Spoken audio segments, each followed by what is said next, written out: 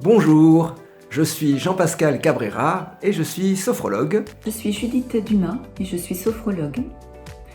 Et je suis aussi membre du conseil d'administration de la Société française de sophrologie, en charge de sa communication. Je m'appelle Isabelle Fontaine-Gaspard, je suis psychologue clinicienne et sophrologue. J'exerce en cabinet libéral à Crosne dans l'Essonne et à Comble-la-Ville en Seine-et-Marne. Je suis également trésorière de la SFS. Je fais partie du conseil d'administration de la Société française de sophrologie. Le thème de la table ronde que j'anime est l'utilisation des écrans dans les pratiques actuelles.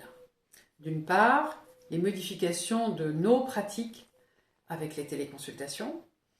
D'autre part, pour nos patients, les nouvelles habitudes liées au télétravail. Et pour certains, le développement d'addictions liées aux jeux vidéo notamment. Alors la table ronde que j'animerai donc le 19 juin prochain a pour thème les difficultés actuelles vécues par le sophrologue. Et j'ai choisi ce thème parce que je trouve que le contexte actuel interroge sur la manière dont le sophrologue va accompagner et va demeurer contenant dans cet accompagnement, que ce soit derrière un masque ou à travers un écran. Alors, j'ai choisi d'animer la table ronde sur les difficultés et les souffrances vécues par la clientèle. Pourquoi avoir choisi ce thème ? Bien parce que, au-delà de ces difficultés qui sont révélées par la clientèle, au-delà de la peur de la maladie, ou pour soi ou pour ses proches, au-delà de ces mesures sanitaires imposées, des contraintes, des habitudes bousculées, avec les drames qui sont liés à ces perturbations, eh bien, je trouve que cette crise sanitaire nous pose un certain nombre de questions sur les perspectives de notre société. J'ai choisi de contribuer à cette journée parce que je sais combien les sophrologues, dans ce contexte de crise sanitaire, ont un grand besoin de partager avec leurs confrères et consoeurs, de savoir quelles solutions ont été trouvées, comment chacune les a adoptées, mais également comment chacune vient vivre son principe d'adaptabilité dans ce contexte.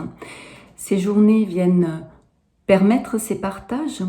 Elles renforcent les compétences professionnelles du sophrologue et elles enrichissent et nourrissent sa pratique. J'ai choisi ce thème en raison de dynamiques nouvelles. La déontologie, la présence avec une interface que représente l'écran, la place du corps, les aspects pratiques, le paiement, l'agenda, etc. Bref, une autre façon d'exercer la sophrologie.